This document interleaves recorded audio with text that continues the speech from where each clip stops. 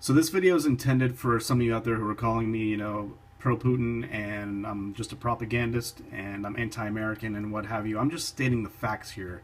I love my country. I am a patriot, and I love my country. What I do not like is big government. I do not like the oligarchs who are in charge right now, who are pushing for World War III. And that is a fact. They do not want this situation to de-escalate. The foreign policy of the Western-backed coalitions are falling apart completely. And now the rhetoric is completely changing directions, saying that considering Russia is bombing the shit out of ISIS and they've almost taken control of the entire country, the U.S. and NATO are having to come up with a new excuse to get into Syria, and now that excuse is basically mostly bent on getting rid of Assad, and he's a brutal dictator, and he's using chemical weapons and barrel bombs, which has been proven to be absolute bullshit. Not only bullshit, but has been proven that the Western-backed countries were actually in charge of those chemical weapons back in 2013, the chemical weapons attacks. So it's just more propaganda coming out of the Western media and more brainwashing on their part. And I'm trying to steer you guys in the opposite direction, in the direction of truth. And that does not make you a conspiracy theorist or anti-American or pro-Putin or anything. It makes you a watcher on the wall like me. It makes you an observer. It makes you a truth seeker. And in my opinion, makes you more American than anything in the world. So the fact that, Turkey is continuously bombing the crap out of the Kurds, and the fact that the UN resolution was rejected yesterday by the French UN ambassador. He basically said no, and everybody else said no when Russia is calling for the halt of the shelling across the border into Syria against the Kurds. They're saying that the current military escalation is the direct result of the brutal offensive in the north of Syria led by the Syrian regime and its allies. It's completely contradictory to what they're saying they're trying to achieve. The Western-backed coalitions are saying they want to get rid of ISIS and get rid of Assad, of course, as well. But their main point has been, and their main reasoning behind all of this has been to get rid of ISIS. But why haven't they done so? Why have Russia been bombing the crap out of ISIS in the past, 7 or 8 months with hundreds upon hundreds of sorties?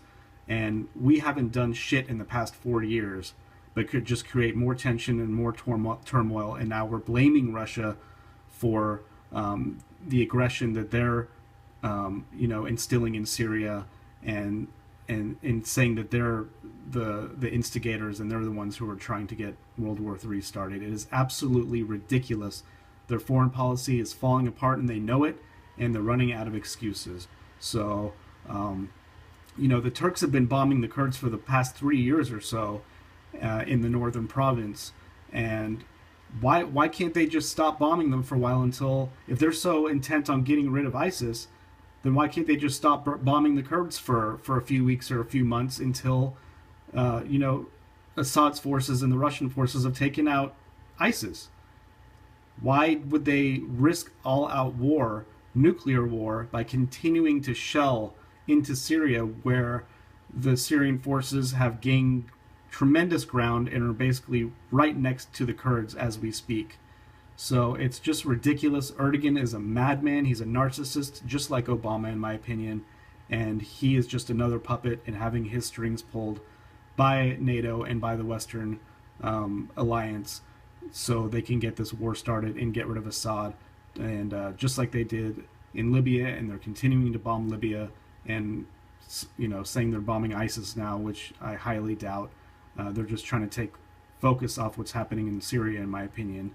And the fact that John McCain has come out saying that 75% of airstrike missions against ISIS return without firing a weapon, and the fact that U.S. pilots have come out stating that Obama blocked 75% of ISIS strikes, tells you right there that they're not there to get rid of ISIS. They're using ISIS as their proxy army to get rid of Assad and fight the Assad's forces and the Free Syrian Army and what have you. So It's absolutely bullshit. You guys are being brainwashed. Those of you who aren't yet awake, as I am, you are being brainwashed by the Western media, mainstream media, and you need to find your sources elsewhere, and you need to discover the truth for yourselves.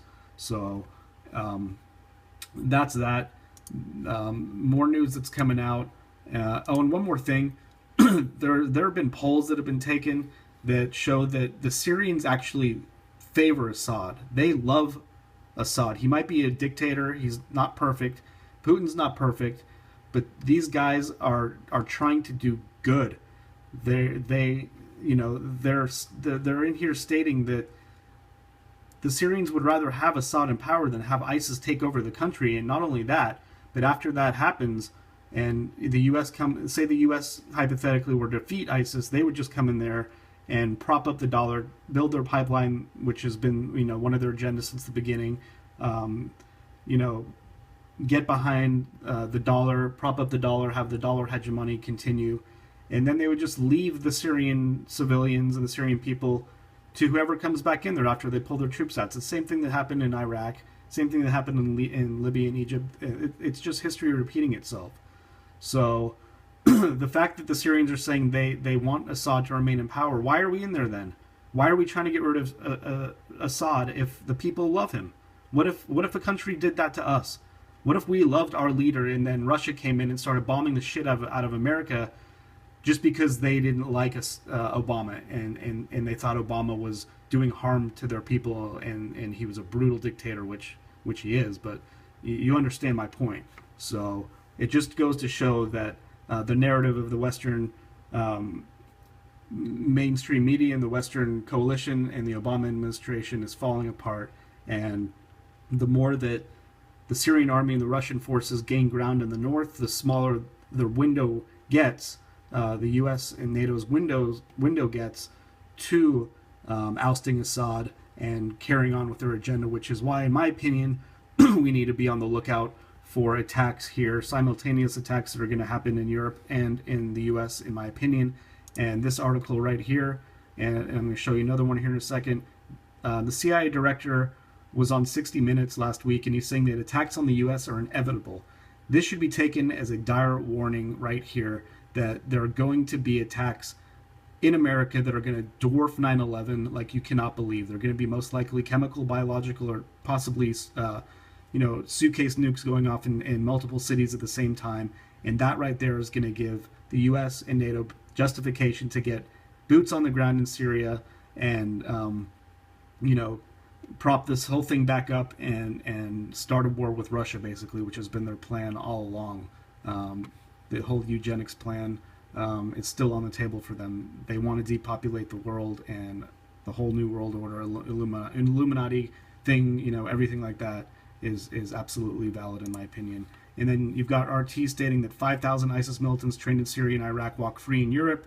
Between 3,000 and 5,000 so-called quote-unquote foreign fighters, EU citizens trained in Islamic State terror camps have returned to Europe and pose a completely new challenge, according to the continent's top police chief.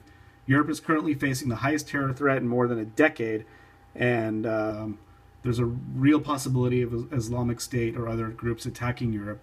And basically this is just another warning on the European side, saying that they're going to have attacks there, probably false flags, and that's going to give the rest of the NATO countries reason to get into the war as well. So that's all I got for you guys for now. Keep your eyes open and stay away from the bullshit. Thanks.